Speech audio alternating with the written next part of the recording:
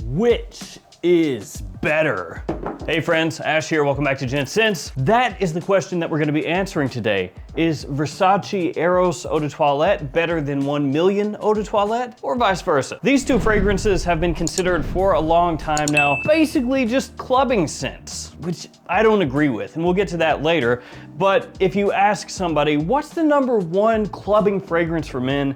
Most people are gonna say either 1 million or Eros. And so today they're going to be pitted head to head in 10 different categories that will be scored from 1 to 10 and then tallied up at the end to determine which one is really better. And I also asked you guys on the community tab of my channel which one you thought was better, and we'll have that at the end as well. So you'll have both which one I think is better and which one you guys think is better. And as time goes on, we'll do more and more of these matching fragrances up to see which one really is the best. I have these linked in the description. Feel free to check them out down there. Also, feel free to check out these codes. They'll save you between 10 and 20% off at a bunch of different websites. Lucky Scent, Twisted Lily, Max Aroma, So Avant Garde. They have a great selection of niche fragrances across all those sites. And then Triple Traders has the hookup on a ton of cologne fragrances. So make those colognes even cheaper with the code. Now the first matchup that we did was Sauvage versus Bleu de Chanel. I figured this would be a good second matchup, but drop in the comments below other matchups that you would like to see. So let's get started on these categories. As I said, 10 different categories scored from 1 to 10. So the lowest possible score is 10 and the highest is 100. The first category, the opening. Both of these fragrances are really well known for being sweet fragrances, but in actuality, they're not quite as sweet as they used to be compared to what's on the market now. So when these came out, yeah, they would absolutely be considered some of the sweetest fragrances on the market then. But have you looked at what's coming out here lately? Vanilla overloaded fragrances are the norm now. Men's fragrances that are ultra sweet, that's really common. So when you smell something like 1 million that has a huge reputation for being just sweet, sweet, sweet, overloaded sweet, you may go, oh, that's actually not quite as sweet as most of the things out nowadays. Now don't get me wrong, these are both still sweet fragrances at the end of the day. It's just the reputation for how sweet they are maybe doesn't carry as much weight compared to all the new fragrances nowadays. At one point in time, yes, they absolutely were. Nowadays, kind of par for the course. Anyway, back to the opening. So 1 million actually has a really appealing open. I think it gets unfairly hated on a lot of times. It's not a bad fragrance, which is why it still sells extremely well today. Fragrances that are unappealing don't sell that much. Fragrances that are appealing to most people do. And this sells, so there's that. But the opening of 1 million I think is underrated. It has a really nice open with a bit of citrus in there, some warm spice, that touch of sweetness, kind of like a bit of powder lurking underneath, but overall, really good. Eros has a good opening as well, but off my skin, it is maybe a little more in your face, not quite as smooth. Both openings I think to most people are gonna smell great. For Eros, I'm gonna give it a 7. For 1 million, an 8. 1 million is just a little more appealing to me when you first spray it on. Let's move on to the dry down. The opening, very important for catching attention right away, but the dry down is what's most important. And I think that as they dry down, Eros smells much better. I think that Eros, when that vanilla really comes in and it smooths out a little bit, smells awesome, which is why it is such a compliment puller, why it sells so well today. The dry down of 1 million is good as well. I think though it's not quite as attention grabbing, for me anyway, as the opening is. So for these two fragrances, Eros actually gets a little bit more interesting as it dries, a little bit sexier as it dries down. 1 million still smells very good as it dries down, just not as nice as in the opening for me. So we're gonna go with an 8.5 for Eros and the dry down, 7.5 for 1 million. Now let's talk versatility. Now I mentioned at the beginning of the video, these are considered club fragrances by a lot of people, but they have more usage than that. Eros I think is very versatile, almost blue fragrance versatile. You can wear this really 4 seasons. During summer, I would probably not go as heavy with the sprayer, but you can still pull it off. You can wear this during the day, during the evening. You can wear it just about anywhere you want, just as long as you don't mind that it has that kind of youthful edge to it. Only clubbing fragrance? I don't think so. 1 million also has more versatility than being just a clubbing fragrance, but I think 1 million is a little bit more limited than Eros is. So whereas this one, I can pull this off just about any time. 1 million I do think of as more of like fall and wintertime scent, maybe early spring. And for a lot of people, it would lean a little more toward being an evening scent than a daytime scent. But I still think that you can stretch 1 million out and use it in more situations than it's typically given credit for. Even saying that though, 1 million does not match Eros in terms of versatility. I'd give this one like a 7.5 and this one is 6. Eros is not quite there with the blue fragrances as far as their overall versatility, but I don't think that you can really complain about how many different ways and places you could use this one. All right, compliment factor up next, and that's a huge thing for both of these. One of the reasons that these do sell so well is that compliment factor. Because if you buy a fragrance and you wear it, and then people say, hey, you smell great, you're gonna wear it more and more. Then when you're done with the bottle, you'll buy a new one. And that's one of the reasons that these bestsellers are perpetually bestsellers. It's because people have purchased it, used the bottle, and re-upped and bought another one. And both of these still sell extremely well in the US, as I said. If I recall correctly, they're both still in the top 10 bestsellers. Now, between the two, for me, Eros has a bit of an edge. It seems to get noticed a little bit more. It seems to elicit more unsolicited compliments than 1 million for me. And overall, I'd give it an 8.5. It is a monster as far as that goes. 1 million though is extremely solid also, and I would give it a 7.5. Both of these though do really well on the whole compliment side of things. You probably won't be disappointed with either. Now let's get into the performance, which is longevity and projection, two different categories. And I have to say, I kind of cheaped out here because for me, these are both pretty much right there together. I can't say one is really much better than the other. They're both eau de toilette concentration,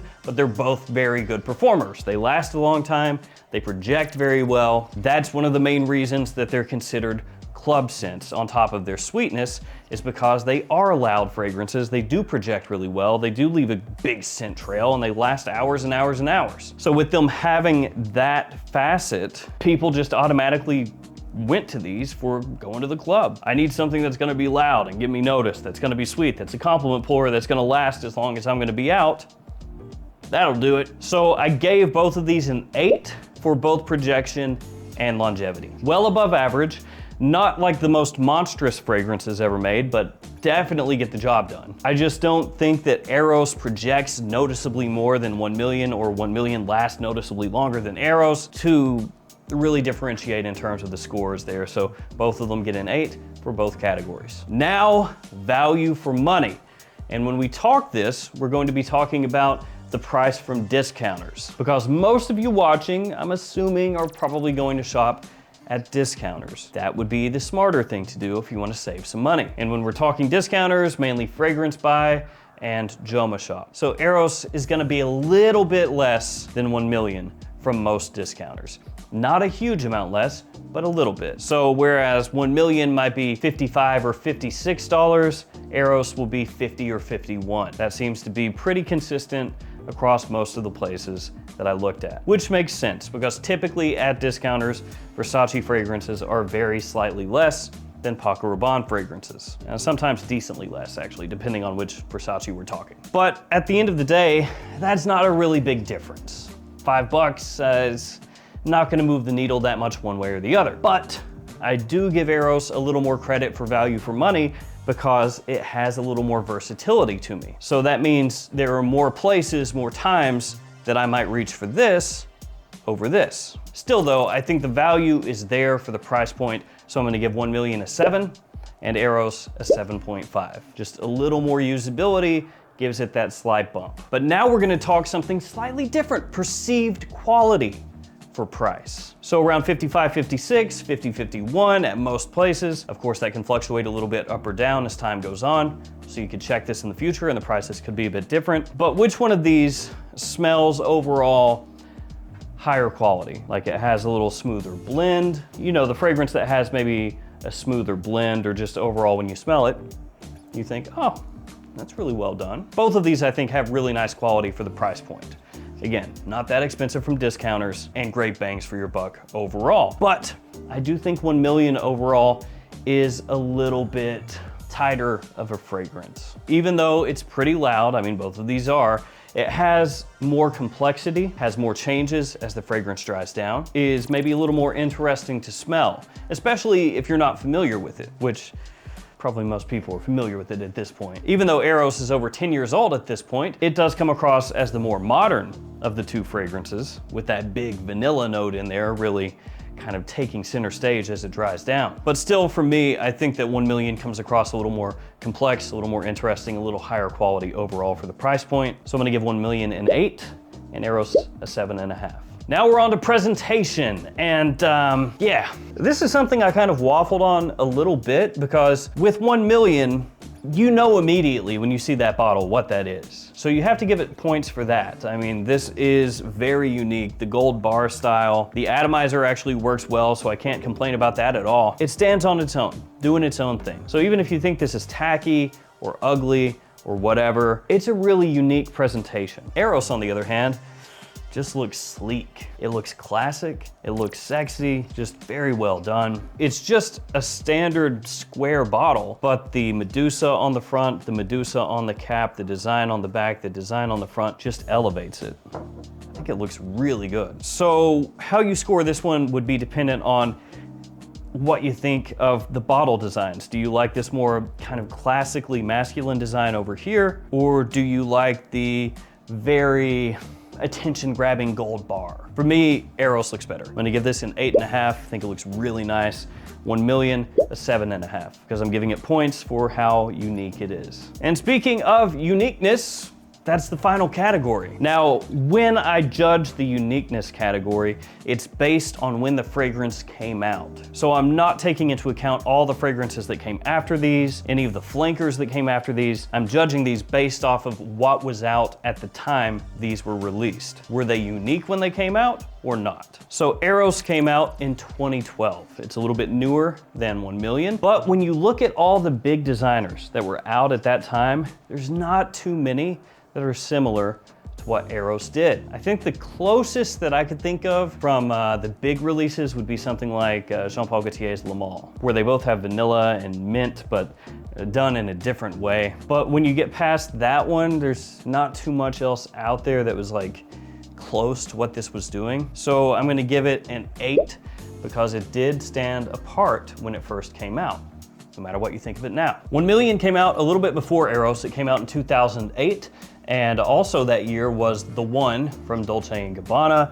There was Allure Homme and Boss Bottled released in the late 90s that were also kind of sweet, sexy, spicy fragrances done a different way than 1 Million, but still kind of in that wheelhouse. Now, all that being said, I still think 1 Million was pretty unique when it came out. It was its own thing. Originally, I had rated this a 7.5, so that would make it a little less unique than Eros when Eros was released. But, you know, thinking about it, I don't think 1 Million is any less unique than Eros was when it released, so I'm gonna bump that up to an 8. I know that these are such staples nowadays that you look at these and you think, there's no way 1 Million is unique or Eros is unique. This stuff is everywhere, it's generic. But don't let those things get conflated in your mind. Because they're popular doesn't mean they were generic when they were released. I know it's hard to like think back in the past before everything after these came out. But if you do that, you'll realize that's one of the reasons these stood out so much, because they were different.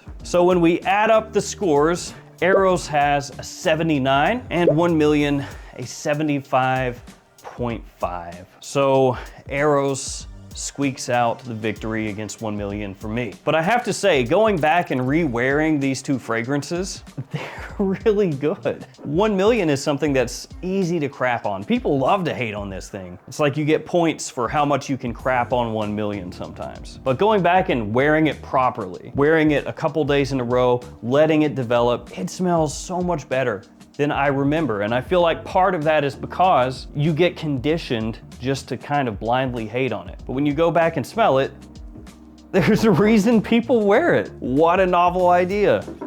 Same thing with Eros. In the dry down, this stuff is so appealing. Even though I do like the Eau de Parfum and Parfum more, and Flame. Now I asked you guys as well, which one do you think is better? You voted, and it was a landslide victory for Eros. 71% to 29%, which I do think wholeheartedly that if you're looking for the more modern of these two, as I said, the more versatile, the more compliment pulling as we went through the categories, that's Eros. So I fully see why that would win over 1 million, but I think 1 million maybe doesn't get as much credit nowadays as it should. So there we go, guys. Which is better for me? Eros. Thank you all for hanging with me. Stay safe out there. We'll do another one of these soon. Again, let me know in the comments which matchups you'd like to see. Stay safe out there, guys. See you tomorrow.